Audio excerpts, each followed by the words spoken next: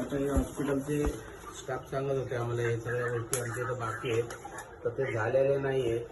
तर आम्ही एक पक्षाच्या वतीने विनंती करतो तुम्हाला, काय इथलं ते दुरुस्तीचं काम काय जे राहिलं असेल, दुरुस्तीच बाकी आहे ना काय. आता काय तुमचं नाव काय? चौधरी साहेबांशी तर बसलो होतो बोलत आम्ही.